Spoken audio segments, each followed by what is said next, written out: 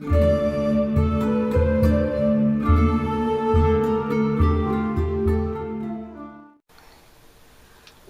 to the Pagan Playground, week 7 of the YouTube Pagan Challenge. And this week's question is, how do you view sacred texts mythology? It, I think, kind of depends on the sacred text. I'll just get the elephant out of the room right here. The Bible. I question every darn piece of it. It's been manhandled by so many generations of plain old human beings between the translation issues, and this thing didn't even exist until it was either Justinian or one of the Holy Roman Empires. And this is only within, like, well, obviously the last 2,000 years, where these stories were around way before that. He goes, you guys, you need to get your shit together. You need to pick what you want, make a book, have this be what it is, and build your religion on that.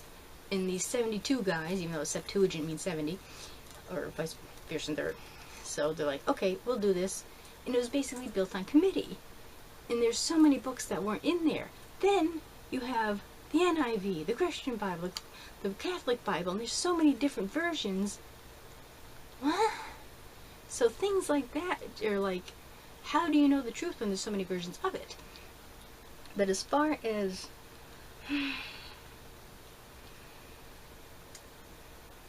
things like that, I guess you kind of have to find the theme in all of them, the things that kind of carry over from one thing to another thing to another thing. I mean, they're important. There's, good to be had in them, but you have to kind of do it at arm's reach and kind of realize, there are more than one way to look at things, and what works for one person doesn't work for another. And as far as mythology is concerned, I think it's really, really, really important. I mean, look at the ancient Egyptians. They've lasted millennia, and their religion didn't really change all that much.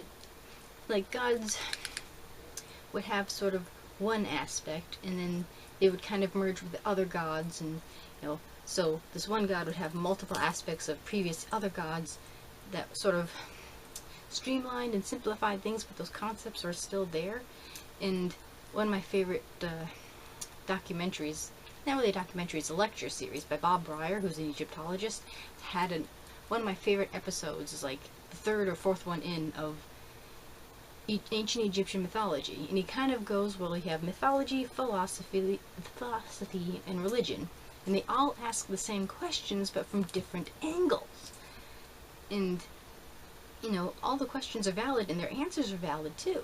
And he goes into, like, the creation story and how the Ogodod and the Nereid were created, sort of the first gods, and then the first gods' children, which are like Isis, Horus, Sekhmet, the gods we all know, at least in the Egyptian pantheon.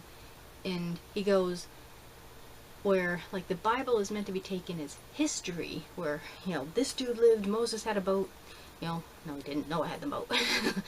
Moses was in the river. But those, it's like right to ask what Moses' birthday is, but it's not right to ask what, Osiris' birthday is. Because the lesson is packaged basically like Star Trek. Gene Roddenberry couldn't say, racism is wrong, you're screwed up, all that. So he goes, I'm going to put a black woman on the bridge, make her an officer, and, she's going to be awesome. It was in the science fiction world where you could say these things without being like, dun, dun, dun, dun, here I am, which is what mythology is. You've got these lessons, but it's packaged in a palatable way. So I think mythology is really, really important.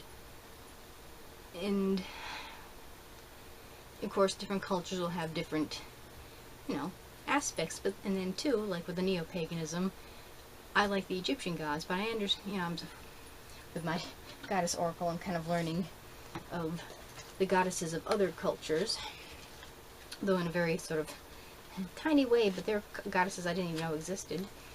But like with Imbolc, you've got Bridget, and you've got Hecate, the threefold goddess. You're learning that there's similar themes throughout all the cultures. They just got different faces on them. So it's very, very important, and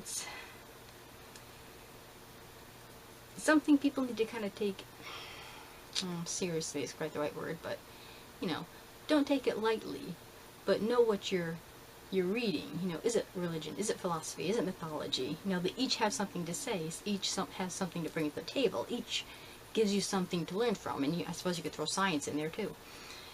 So that is my view on sacred texts and mythology, and that's about as glossed over as I can get without going all blah blah blah blah.